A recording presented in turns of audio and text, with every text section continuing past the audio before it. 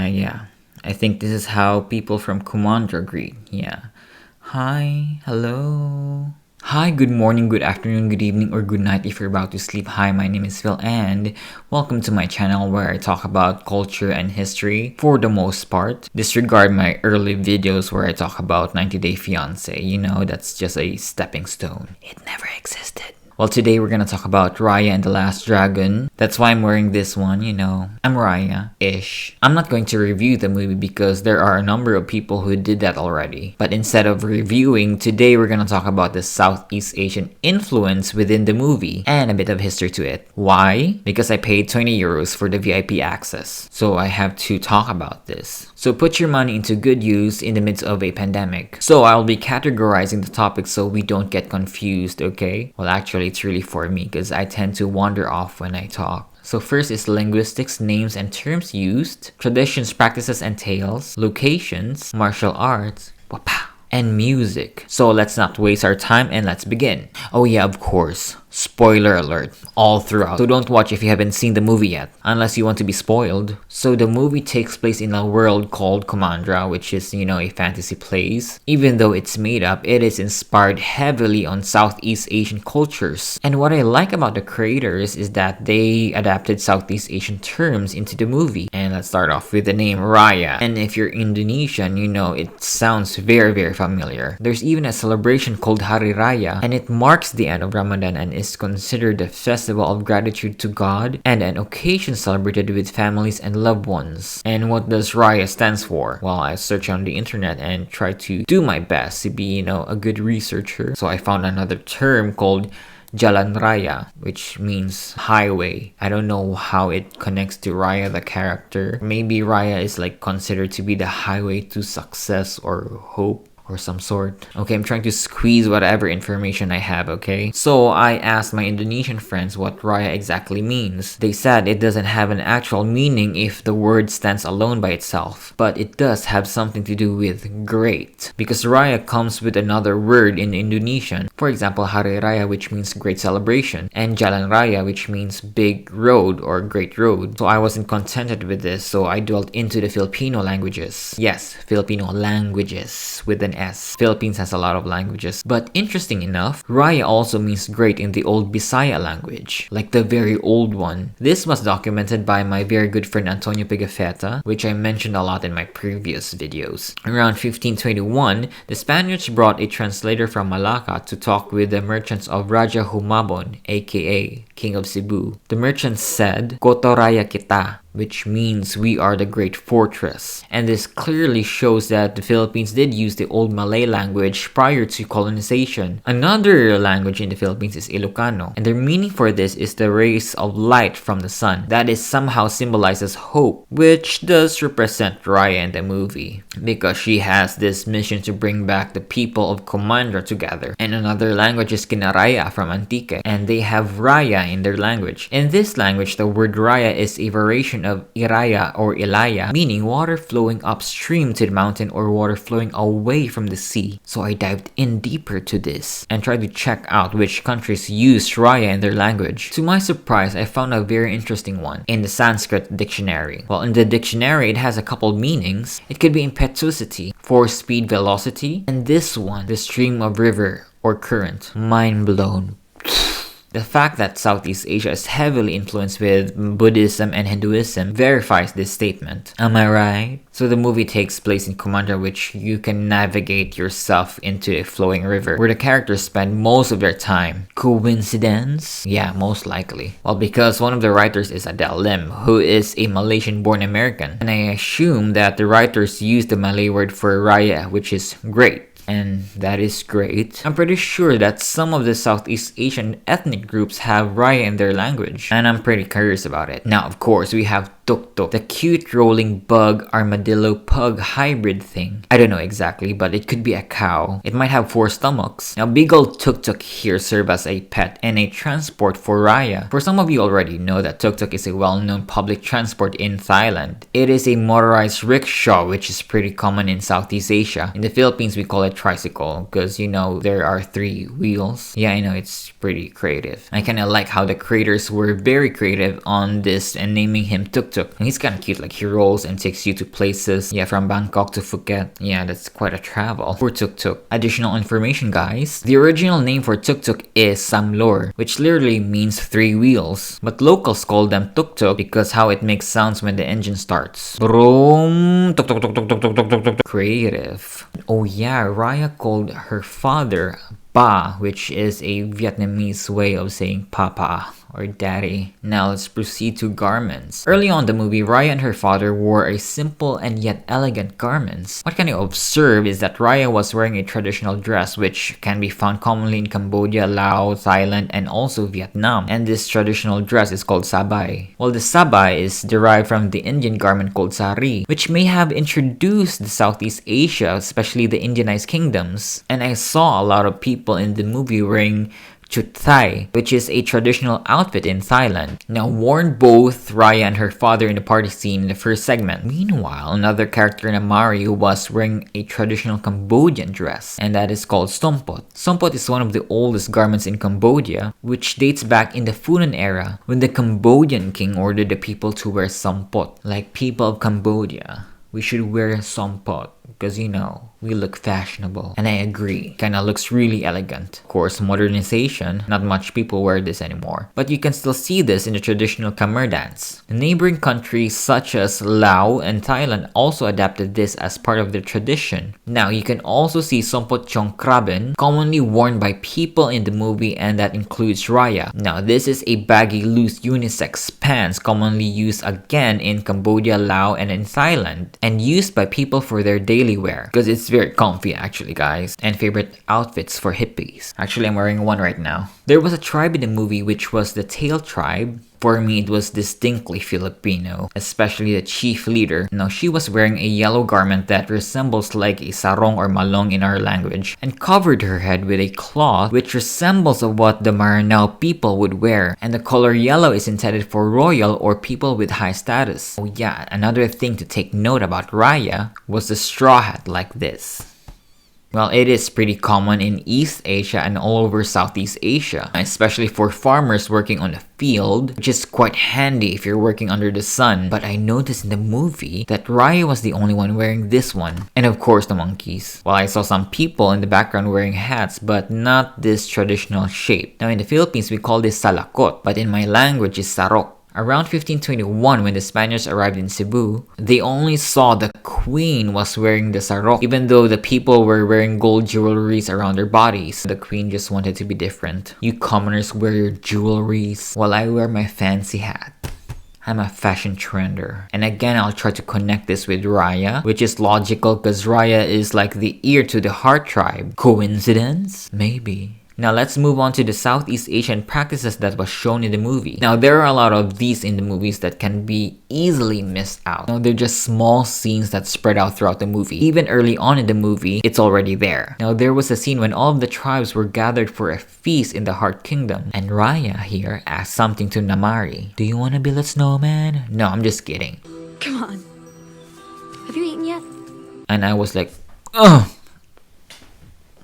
That is so Filipino. Like, that's how Filipinos really greet each other. Kumain ka na ba? Halikain tayo. Malaysian-American writer Adele Lim really pointed out, quote-unquote, food is also our language of love and our language of community. Like, she gets it 100%. Throughout the movie, they've showcased different cuisine and common fruits in Southeast Asia. Like, come on, who doesn't love mangoes? And I think I've seen rambutan, lanzones, dragon fruit, I think, and also jackfruit jerky. It was mentioned in the movie. And I tell you, the animators did a splendid job on making the cuisine look tasty. And I would like to point out the sticky rice that was served during the first segment of the movie. I believe it was bantet, a sweetened cake from glutinous rice served in a Vietnamese traditional lunar year. I strongly believe that the father of Raya made pho in the early scenes. Congee was served by Boom, one of the characters in the movie. Congee is a common rice porridge in Asia. Now the word kanji comes from the Tamil word kanji, which is a ethno-linguistic group that can be found in South India, Sri Lanka, Malaysia, and Singapore. But across Southeast Asia, it has different names. Bobor in Cambodia, Bubur Ayam in Indonesia, Indonesia, Piak in Laos, Chow in Vietnam, and Lugaw in the Philippines. I swore I saw satay also in the movie, or it looked like satay. How do you really say satay? Is it really satay or is it satay? Now in the end credits, you see plenty of cuisine, and I saw this one, quite tasty. And yeah, just look at the end credits, it's full of Southeast Asian food. Right before Raya and Amari went inside the shrine where the spirit of Sisu is, the girls removed their slippers. Asian alert! Removing your slippers before entering a sacred place is a very common norm in Southeast Asia, and you can observe this in countries with a lot of Islamic influences. Countries such as Malaysia, Indonesia, Brunei, Timor-Leste, and southern part of the Philippines. Now because the entire floor of the mosque is carpeted, and that's where people pray, and people put their hands and faces on the floor. Therefore, you should leave your shoes behind. But this is also practiced in Buddhist temples in different parts of Southeast Asia. Now this practice is also adapted in Asian households, to keep your house clean. And yeah, religion really played a big part on this practice. And of course, it's very hygienic. We get mad if you bring your slippers or shoes inside the house, or else you get the slipper. And now you know, guys. Now let's move on to the flowers. Now I noticed that they showcase a lot of flowers in the movie. Now don't get me wrong, I like the flowers, but there's something in it. I was, curious about it. Now there was even a guy named Chai as the flower guy. Yes, the flower guy, not the muffin man. The Muffin Man? The Muffin Man! And I was intrigued by this, so I reviewed the scene with the flower guy. Whoa, I'm not Dang Hai. I'm Chai, the flower guy. Where is Dang Hai?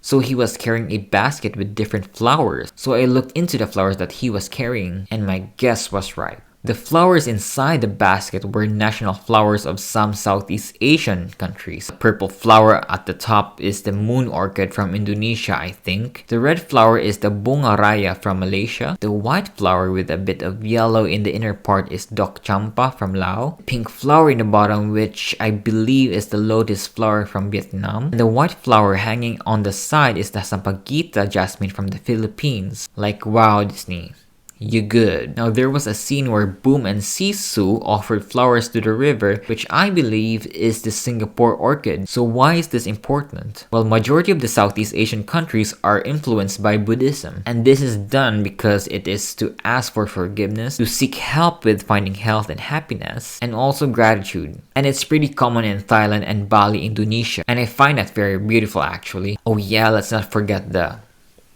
they make this hand gesture, which is inspired by Nop of Laos and Wai in Thailand. Like, they do this one. Sawadika. Now, this is their way to show respect, appreciation, and salute. And again, very common in countries with Buddhism influence. Okay, next scene. We saw a brief puppet show in the Fang Empire, and that is the Wayang Kulit. Now, that is a traditional shadow puppetry originated from the culture of Java, Bali, and Lombok, Indonesia. Now, in the beginning of the movie, there was a fight scene with Raya and her father, and you notice the father was wearing a mask. And that is actually the Kon mask originated from Thailand. Now, this mask is used in traditional dance which combines with many arts. Now, the Kon is based on the tales of the epic Ramakien. Now, this is a Thai adaptation of the Indian Hindi epic Ramayana. This is a Thai literature and drama that draws great inspiration from the Indian arts and legends. Now, since we're talking about legends, now let's talk about the dragon in the room, not the elephant. The dragon in the room. Now, the last dragon in this movie, his name is Sisu, but the people call her Sisu Datu, which I'm guessing that's how they respect her, saying Datu at the end. Now, Datu is a title for chiefs or someone with high rank used by some regions in the Philippines, which is logical because the dragons in the movie were given the highest regards. Now, I really appreciate how the creators portray the dragons in the movie as real Eastern dragons should be. In the Western culture, dragons are always depicted as fire-breathing wild monstrosities. Meanwhile, the Eastern dragons are considered as gods or guardians. Instead of breathing fire, Eastern dragons are water-based. Now, dragons are very common in the Southeast Asian folktale stories and myths. Now, I assume that Sisu is the Fire Naga in the Southeast Asian folklore. Now, Thai folklore holds the Fire Naga to be a semi-divine demi-creatures which possess supernatural powers as has been described in Buddhist and Hindu cosmology. Lao mythology maintains that the Naga are the protectors of Vientiane Mariana, and by the extension the Lao state. In the Philippine mythology, it is called the Bakunawa who sleeps deep in the ocean and has believed to cause eclipses, earthquakes, rains, and strong winds. Now, early Filipinos would design their battleships in shapes of a Bakunawa. And again, I'm squeezing the lemon here, for extra points. And if you've seen the movie, where did Raya found Sisu? In a shipwreck. Coincidence? Your Honor, I think not. Now let's talk about the lands of Kumandra. Now, it's pretty obvious where Thailand is based from. Now, it's the famous floating market in Thailand, Amphawa. And the land of Thailand was one of my favorite scenery because of the beautiful lanterns all over the place. Now, I can associate with the Loy Krathong Floating Lantern Festival and the Yipeng Sky Lantern Festival. Though there were no floating lanterns or sky lanterns in the movie, these two festivals display a lot of street lanterns in both occasions in their designated areas. Now, let's also pitch in Christmas season in the Philippines, for extra credits. Now, instead of cylindrical cone-shaped lanterns, you see star-shaped lanterns called parol. Now, I'm not sure if I saw an actual star in the movie. Maybe like a semi-star-like. I'm not sure, but extra credits. Next is the land of Phang was influenced by Cambodia's Angkor Wat. Now, it is a temple complex in Cambodia and the largest religious monument in the world by land area. Originally constructed as a personal mausoleum for King Suryavaram II, dedicated to Vishnu in the early 12th century, and it was converted into a Buddhist temple towards the end of the 12th century and remains so in the present day. And next up is Kumandra's Dragon River. Now, the Dragon River was inspired by the Mekong River that can be found in Southeast Asia, namely Myanmar, Laos, Thai, Cambodia, and Vietnam, and also including East Asia, China, and it's considered to be the 10th longest river in the world. Now, this is where the characters spend most of the time in the movie. Oh, by the way, I found something interesting inside Boom's boat. Correct me if I'm wrong, but I believe the flags hanging inside the boat are banderitas. Am I right? Filipina fiestas, extra credits. Now let's move on to what makes this movie very cool, the martial arts and weapons. I think this is why Raya and the Last Dragon stood out from the rest of the other animated Disney movies, was the action sequence and the heavy and yet detailed animated hand-to-hand combats. Of course, those martial arts are Southeast Asian inspired. Now, first off is the eskrima, arnis, kali, or well known as the stick fighting in the Philippines, where you use two bamboo or rattan sticks as a means of fighting. But you can also use knives and bladed weapons as well for this. Now, in the early scenes where Raya battled with her father, we can see the father using a beautiful wavy sword. Now, this is called kris or keris, which originated in Java, Indonesia. The warriors who usually carry this weapon practice the martial arts called pencak silat. Both arnis and pencak silat have a somewhat similar elements in fighting. It's pretty obvious though because we're just neighbors, Indonesia and Philippines. And of course, Muay Thai was featured, like hello, world famous. And I tell you, even though Namari is just a fictional character, she was a badass. Her Muay Thai skills were on fire. Another fighting style from Thailand that was displayed by Namari was a krabi krabong, another weapon-based martial arts that is also closely related to the silat. It was easily distinguished by the very distinct weapon used. The martial arts name referred to its main weapon, namely the thigh sword krabi and the staff krabong. Can we just talk about the music? Oh my god. Eargasm. Like, it's just magical. Now, you can really feel the Southeast Asian vibe to it. Hands down to James Newton Howard for creating these masterpieces. He really did utilize the Southeast Asian instruments in the songs, one of which was the gamelan from Indonesia that resonates such beautiful and magical feels. Just listen to the whole album, guys. It's just and my neighbors. And that is all. I hope you enjoyed and learned a lot as well. Also I'm learning a lot of my Southeast Asian brothers and sisters while I'm doing this research. I know it's not perfect. No, I mispronounce a lot of words. Maybe it's not really accurate, some of the things I've said. But just let me know. So I think that's all. Let's wrap it up. Anyway, have a great night. Have a great day. And yeah, stay safe and goodbye.